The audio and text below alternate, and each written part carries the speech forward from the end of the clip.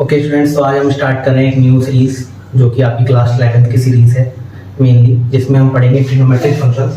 आपने class 10th में trigonometry का इंट्रोडक्शन, उनके रेशियो फॉर्म तो पढ़े ही हैं, तो आज हम उसका एडवांस वर्जन पढ़ेंगे।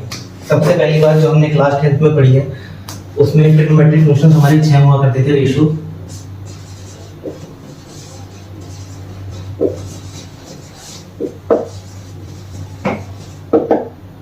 होते थे sine theta, cos theta, tan theta, cosec theta, sec theta and cot theta. यही सारे फंक्शंस हम अब भी पढ़ेंगे, लेकिन एक डिफरेंस आएगा जो कि है, पहले हम जो थीटा की वैल्यू होती थी, वो 0 डिग्री से 90 डिग्री तक की होती थी, जो हम पहले थीटा की वैल्यू पढ़ते थे। लेकिन अब हम पढ़ेंगे थीटा की वैल्यू जो 90 से ऊपर जाए। थीटा तो कुछ भी हो सकता है, वो 90 हो सकता है, 180 हो सकता है, इन दोनों के बीच का हो सकता है, 270, 360 तक वो हो सकता है। ठीक है, तो अब हम बस इन्हीं चीजों को पढ़ेंगे, लेकिन थीटा की वैल्यू जहाँ 90 से ज्यादा भी है, 90 तक तो पढ़ेंगे ही पढ़ेंगे, उसके बाद की वैल्यूज के लिए भी हम लोग पढ़ेंगे। चलिए,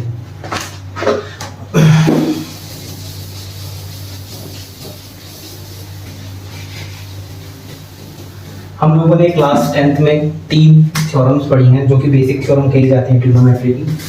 that is sin square theta plus cos square theta is equal to 1, sec square theta minus tan square theta is equal to 1, and third one is cosec square theta minus cot square theta is equal to 1। ये 3 basic theorem हम class 10 में पढ़ चुके हैं। अब इन्हीं के applications हम यूज करके क्वेश्चन सॉल्व करेंगे, फॉर्मूलाज ड्राइव करेंगे और बहुत सारी चीजें करेंगे, वैल्यूज निकालेंगे थीटा की, इन्हीं 3 बेसिक थ्योरम को यूज करेंगे। ठीक है,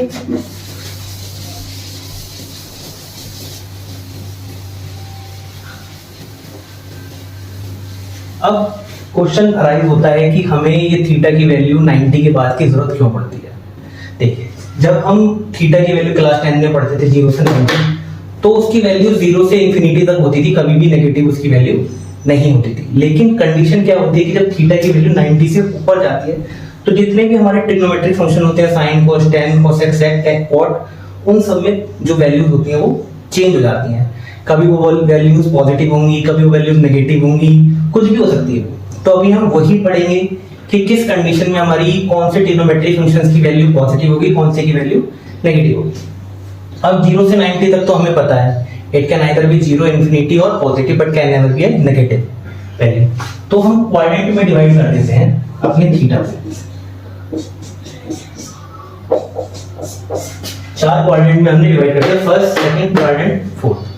फर्स्ट क्वाड्रेंट है 0 से 90, सेकंड क्वाड्रेंट है 90 टू 180, थर्ड क्वाड्रेंट है 180 टू 270 एंड फोर्थ क्वाड्रेंट है 270 टू 360। देखो, जब हम 0 से 90 की बात करते थे, हमारे सारे ही ट्रिग्नोमेट्रिक फंक्शंस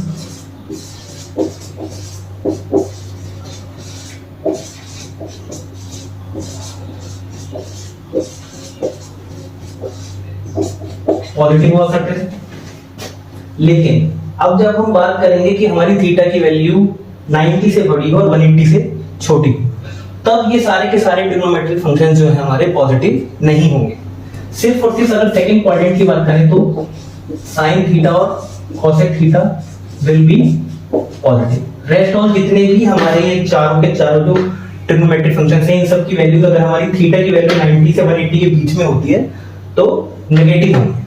सिर्फ और सिर्फ साइन और cosec ही हमारा पॉजिटिव होगा। नेक्स्ट क्वाड्रेंट की बात करते हैं, थर्ड क्वाड्रेंट की। थर्ड क्वाड्रेंट में क्या क्या पॉजिटिव होता है? tan theta and cot theta. सिर्फ ये और ये पॉजिटिव होगा।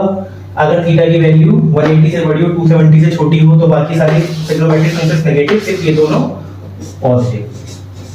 ठीक है, और अगर हमारा जो थीटा की वैल्यू है फोर्थ क्वाड्रेंट में लाई कर रही है, तो उस कंडीशन में cos theta and sec theta positive. ये आप जो क्वाड्रेंट फॉर्म है इसको नोट डाउन कर लीजिए, बहुत इंपॉर्टेंट है, क्योंकि सारे क्वेश्चन जितने भी सॉल्व होंगे सब इसी के बेसिस से होंगे। ये हमारा बिल्कुल बेसिक है जो हमको लेके चलना है एंड तक।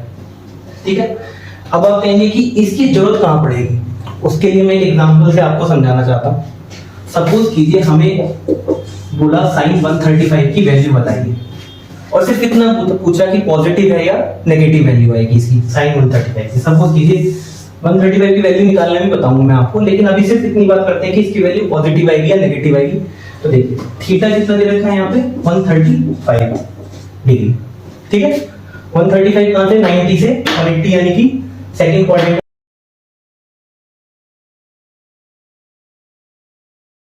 में लाई करेगा। सेकंड क्वाड्रेंट में साइन की वैल्यू मैंने बताया साइन और कोसेक पॉजिटिव होता है, तो इसकी वैल्यू कुछ भी आए वो भी बताएंगे कैसे आएगी, लेकिन पॉजिटिव ही आएगी। पॉजिटिव के अलावा कभी नेगेटिव ये नहीं हो सकती। और अगर एग्जांपल लेके चले कि भाई हमसे पूछे tan 135 की वैल्यू बताइए, तो थीटा कितना हो गया 135 डिग्री, ठीक है। लेकिन सेकंड क्वाड्रेंट में tan तो नेगेटिव होता है, सिर्फ साइन और कोसेक पॉजिटिव होता है, तो इसकी वैल्यू हमें पता चल जाएगी कि नेगेटिव में ही आनी है, ठीक है। इतना स्टेप बाय स्टेप समझ के चलिए।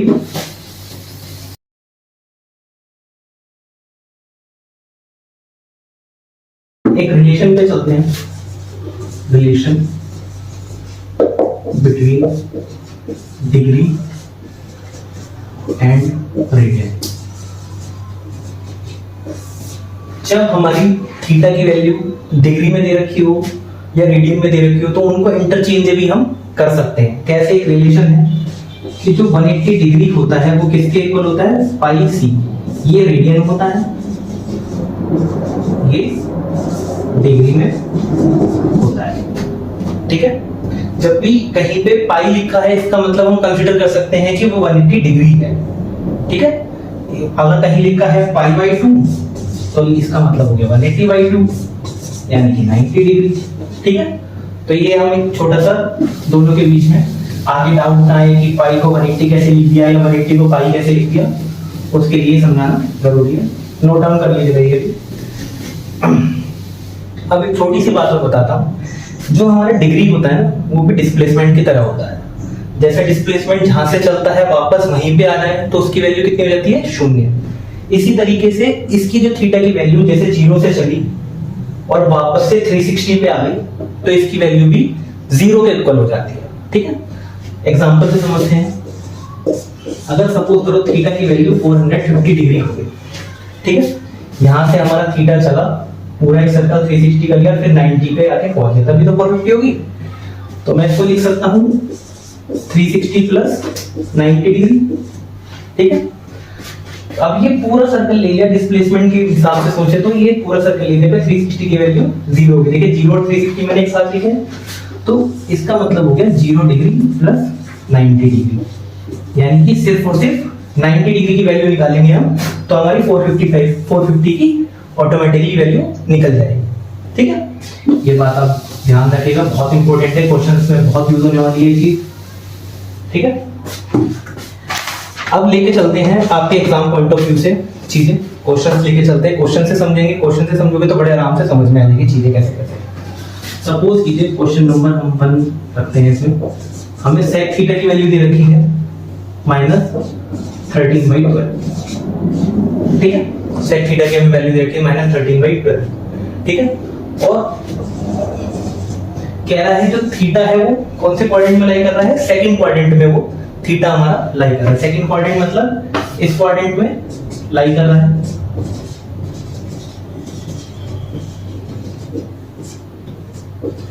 सेकंड क्वाड्रेंट में लाई कर रहा है थीटा की वैल्यू हमारी।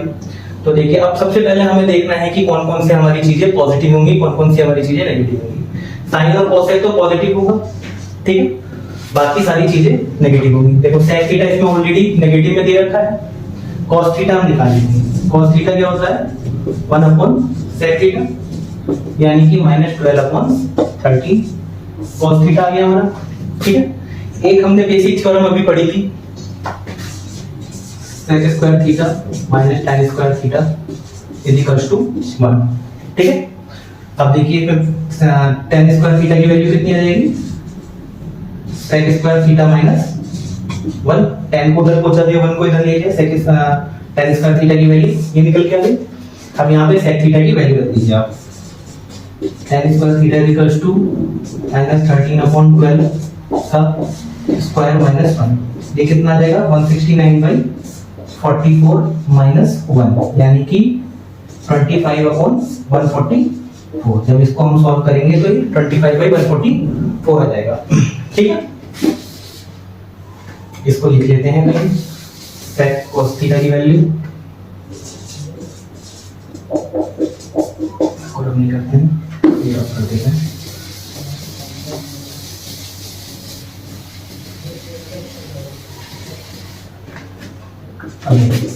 tan स्क्वायर थीटा की वैल्यू कितनी आई थी हमारी 25/144।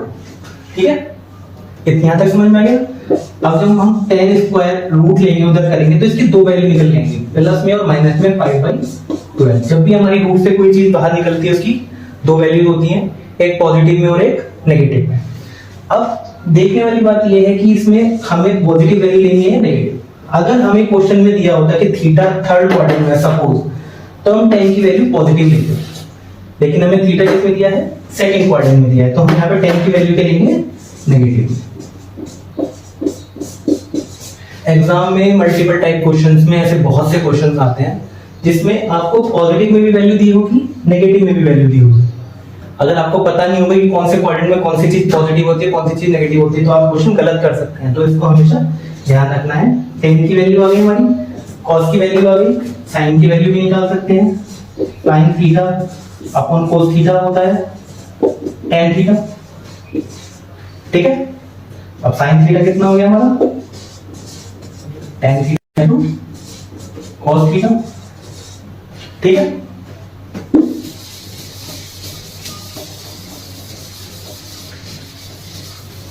तो sin थीटा अगर हम निकालेंगे यहाँ पे तो कितना निकल के आएगा, tan थीटा आया हमारा -5/12 और cos थीटा आया -12/13। 12 से 12 कैंसिल आउट, माइनस के माइनस में मल्टीप्लाई करेंगे तो +5/13। sin थीटा की वैल्यू आ गई, cos थीटा की आ गई एंड tan थीटा की हमारी आ गई। इन तीनों की आ गई तो हम इनके रिवर्स की निकाल सकते हैं। sin थीटा = 1/cos थीटा होता है, cos थीटा = 1/sec थीटा होता है, cot थीटा = 1/tan थीटा होता है। उस तरीके से हम निकाल सकते हैं। ठीक है,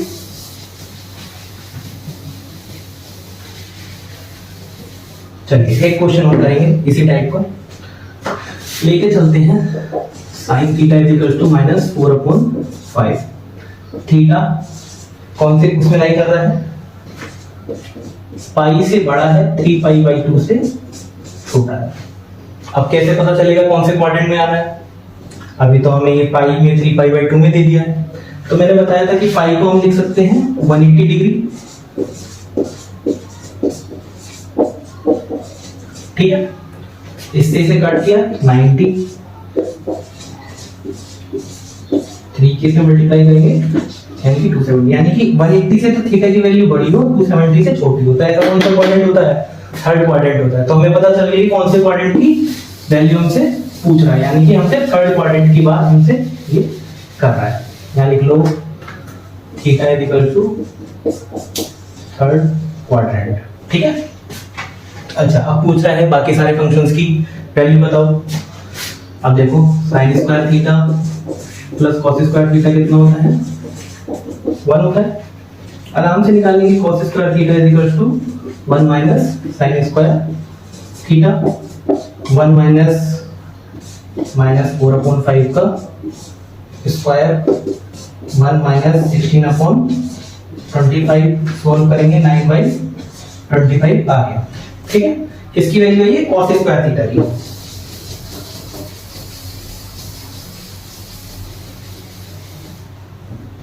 cos स्क्वायर थीटा की वैल्यू आ गई 9/25। अब cos थीटा की वैल्यू आएगी हमारी ±3/5। फिर से वही कंडीशन, प्लस में और माइनस में। कह रहा है थर्ड क्वाड्रेंट में। अब थर्ड क्वाड्रेंट में तो tan और cot ही सिर्फ पॉजिटिव होते हैं, बाकी cos तो नेगेटिव होता है। तो हम क्या करेंगे, यहाँ पे सिर्फ नेगेटिव वाली वैल्यू लेंगे। ठीक है, इतना समझ में आ गया। sin की वैल्यू है, cos की वैल्यू है, tan की वैल्यू हम इजीली कैलकुलेट कर सकते हैं। sin theta upon cos theta यानी कि -4/5 अपॉन माइनस 3/5, 5 से 5 कैंसिल, माइनस से माइनस कैंसिल, 4/3। देखो नोटिस करो 10 की वैल्यू ऑटोमेटिकली पॉजिटिव में आ गई। थर्ड क्वाड्रेंट में था 10, नेगेटिव हो गई पॉजिटिव, वही निकल के आया, वही हम समझा रहे हैं। ठीक है, इन तीन फंक्शंस की निकल के आ गई तो आप इजीली कैलकुलेट कर सकते हो सेक की, कोसेक की एंड कॉट की। चलिए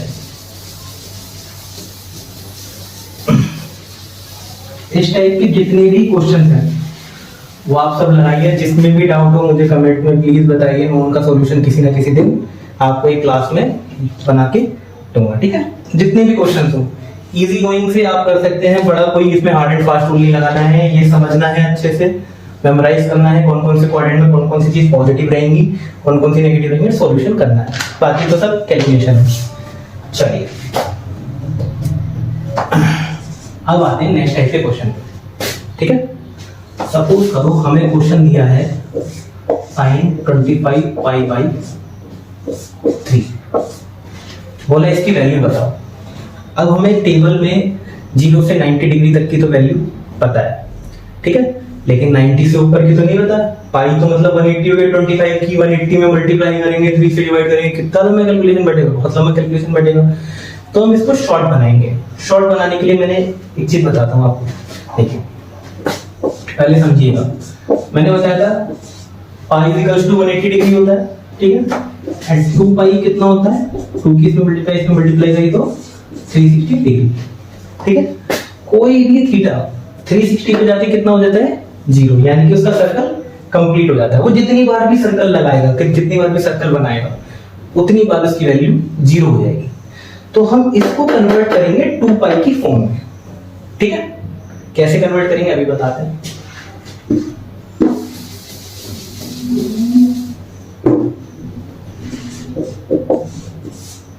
अगर मैं इसको इस तरीके से लिख दूं, डिवाइड करके 8 टाइम्स तो पूरा पूरा चला जाएगा और बचेगा 1 टाइम, तो 8 पाई प्लस पाई बाई 3 इसको लिख सकता हूं मैं।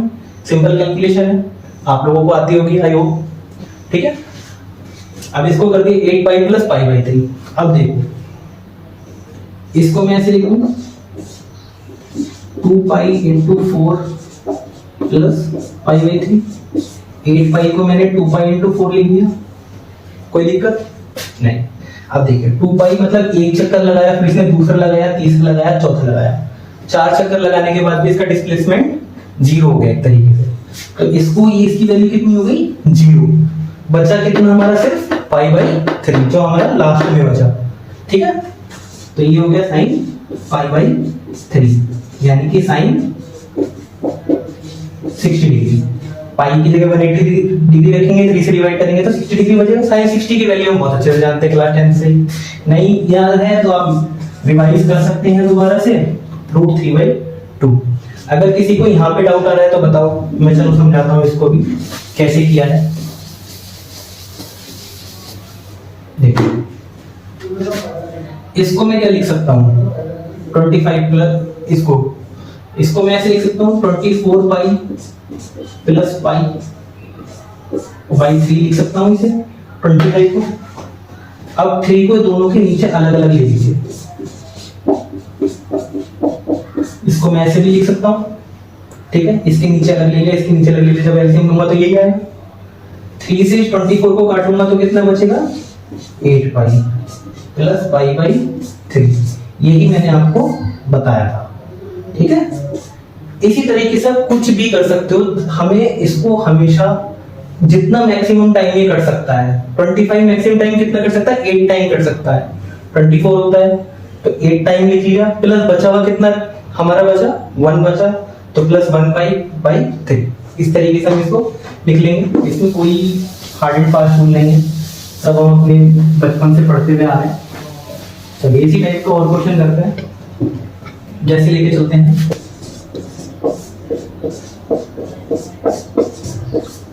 cos 17π/2 सेम टाइप का क्वेश्चन है, फिर से वही चीज, हमें इसको छोटा करना है। 17π/2 तो बहुत बड़ी वैल्यू हो जाएगी, अगर पाई की जगह 180 वैल्यू उनको पता नहीं है, तो हम क्या करेंगे, इसको लिख लेंगे 8 pi plus pi by 2। Same process, जितना मैक्सिमम टाइम जाता है 8 to 16, 8 पाई प्लस जितना हमारा बच गया पाई बाई 2। सेम अब ये हो जाएगा हमारा cos 2 pi into 4 plus pi by 2। ठीक है, इतना समझ में आया। अब वही बात है, 2 पाई इक्वल्स टू 360 डिग्री होता है, 4 सर्कल लगाएगा तो वैल्यू इसकी 0 ही हो जाएगी, कोई इसकी वैल्यू नहीं बचेगी। बचेगी किसकी वैल्यू, सिर्फ इसकी। तो ये हो जाएगा cos पाई बाई 2। cos 90 की वैल्यू हम लोगों को पता ही है, जो की होती है 0। ये हमारा हो जाएगा आंसर। ठीक है, cos 90 की वैल्यू 0। इतना समझ में आया आप लोगों को? इसमें कोई डाउट हो तो देखना, क्वेश्चन और बताता हूं ताकि और चीजें भी आपको समझ में आए।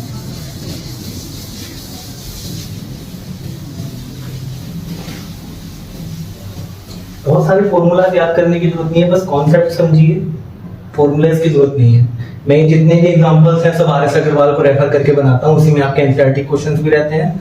तो ये सब क्वेश्चंस आप अगर अपनी आर.एस. अग्रवाल को रेफर करेंगे तो आपको ये सारे क्वेश्चंस कहीं ना कहीं आपको मिल जाएंगे। अच्छा, एक बेसिक चीज जो आप लोगों को याद करनी है, समझनी है, वो मैं बताता हूँ। ये भी एक थ्योरम है, ठीक है।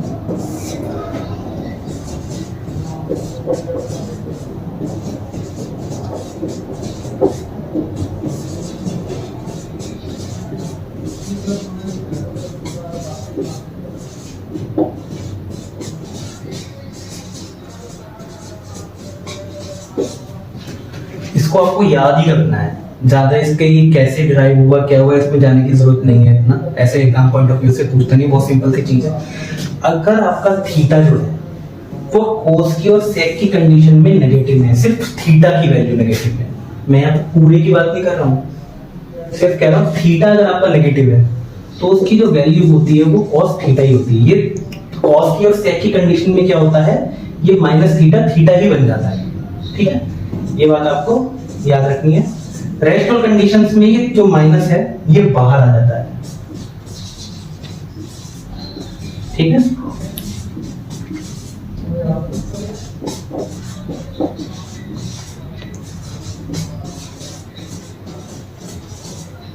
सिर्फ और सिर्फ कॉस और सेक ही ऐसा होता है जिसमें थीटा अगर नेगेटिव में भी है आपका तो भी वो पॉजिटिव ही कंसीडर किया जाता है, लेकिन बाकी कंडीशंस में जो थीटा अगर नेगेटिव में है आपका तो वो बाहर आ जाता है। ये आपको याद रखना है, क्वेश्चंस में यूज होगा, इसलिए आपको बता रहा हूँ, इंपॉर्टेंट है।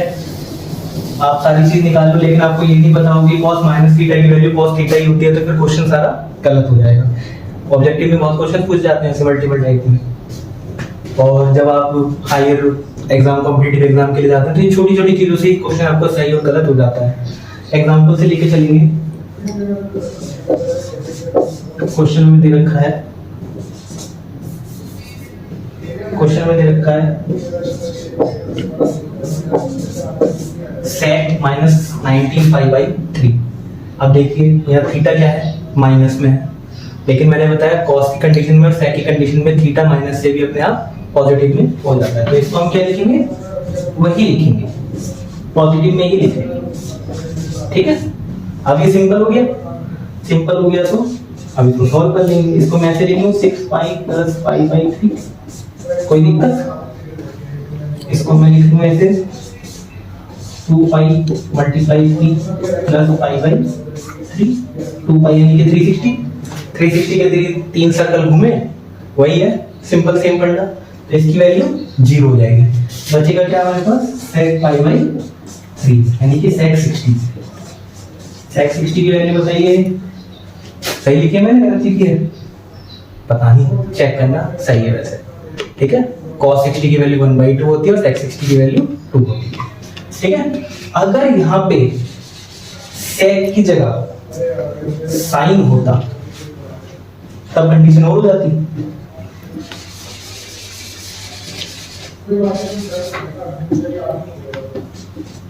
ये माइनस आ जाता बाहर। ठीक है, सब जगह बाहर बाहर बाहर, बाकी सारी चीजें अंदर की सेम रहती है, बचता क्या पाई बाई 3 माइनस का, साइन पाई बाई 3 की वैल्यू sin 60 की वैल्यू √3/2 और माइनस है तो माइनस √3/2। ये एग्जांपल के लिए बताया मैंने आपको कि अगर साइन के अंदर थीटा माइनस में है तो वो जो माइनस है वो थीटा से बाहर आ जाएगा। ठीक है, बाकी सारी प्रोसेस जो है वो सेम ही रहेंगे, बाकी सारी प्रोसेस में हमें कोई चेंजिंग नहीं करनी है। ठीक है,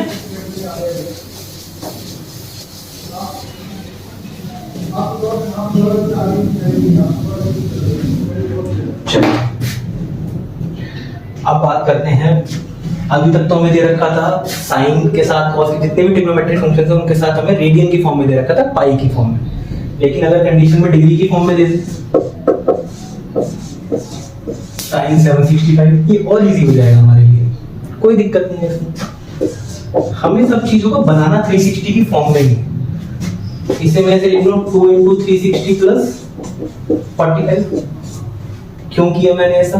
360 का सर्कल घुमाने के लिए।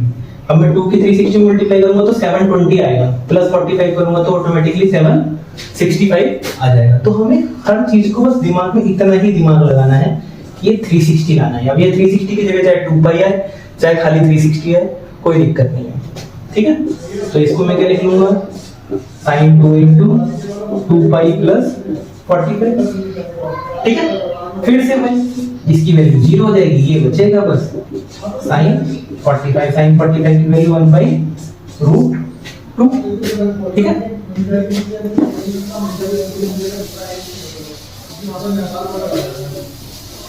चलिए एक क्वेश्चन और ले लेते हैं। अब की बार ले लेते हैं माइनस वाला। ठीक है, माइनस वाला ले लेते हैं 1110 डिग्री। ठीक है, अब मैंने बताया कि सेक और कॉस में तो माइनस की कोई वैल्यू नहीं थी थीटा में, वो वही रह जाता है, लेकिन बाकी सब कंडीशंस में ये माइनस बाहर आ जाता है। तो इसको क्या लिखना है, माइनस कॉसेक। ठीक है, इतना समझ में आ गया? ठीक है, अब मैं इसको लिख लूं 3 × 360। करिए 360 की 3 में मल्टीप्लाई कीजिए, कितना जाएगा 0 6 3 जाएगा 18, कैरी 1 1080 आ जाएगा। बचा कितना 30 डिग्री बचा। ठीक है, तो लिख लूं 30। कोई दिक्कत? हमें नियरेस्ट पहुंचना है, जो भी हमें वैल्यू है उसको 360 की फॉर्म में नियरेस्ट पहुंचा देंगे, क्योंकि हमारे लिए वो वैल्यू 360 वाली तो नल एंड वॉइड हो जाएगी, कोई उसकी वैल्यू रहेगी नहीं। कॉस कैसे? ठीक है, कितना बचा? सिर्फ और सिर्फ 30 डिग्री। cos 30 की वैल्यू, cosec 30 की वैल्यू सॉरी 2। ठीक है, ये हमारा आंसर हो जाएगा। ओके, कोई दिक्कत यहाँ पर? कोई डाउट हो तो आप मुझे कमेंट में बता सकते हैं। मैं वीकली बेसिस पे कमेंट सेक्शन को लेके एक वीडियो पक्का बनाऊंगा। ठीक है, अब नेक्स्ट आता है, एक क्वेश्चन और ले लेते हैं, लास्ट क्वेश्चन रह गई हमारी इस क्लास। एक क्वेश्चन और ले लेते हैं। ठीक है, tan 5π/4। ठीक है, कोई दिक्कत? अब आप कहेंगे कि ये तो नहीं टूटेगा, ये तो वन टाइम ही जाएगा, पाई प्लस π/4। ठीक है, इतना आ गया। बोला अब ये तो नहीं जाएगा, 2 पाई तो यहाँ पे नहीं बना, सर्कल तो पूरा नहीं हुआ। ठीक है, तो इसके लिए मैं आपकी नेक्स्ट क्लास लूंगा जहां पे मैं आपको सारे फंक्शंस बताऊंगा रेस्ट ऑल। कि अभी तक तो मैंने सिर्फ वो चीजें बताई है जहां पे हम 360 को यूज कर सकते हैं या 2 पाई को यूज कर सकते हैं, लेकिन अब मैं आपको बताऊंगा कि अगर पूरा सर्कल नहीं बन रहा है, सिर्फ पाई बन रहा है, 90 बन रहा है, 270 बन रहा है, तो उन कंडीशंस में हमारी जो फॉर्मूला निकल के आएगा, जो क्वेश्चन का आंसर निकल के आएगा, वो किस तरीके से निकल के आएगा, नेक्स्ट वीडियो में मैं ये बताऊंगा। चलिए, थैंक यू।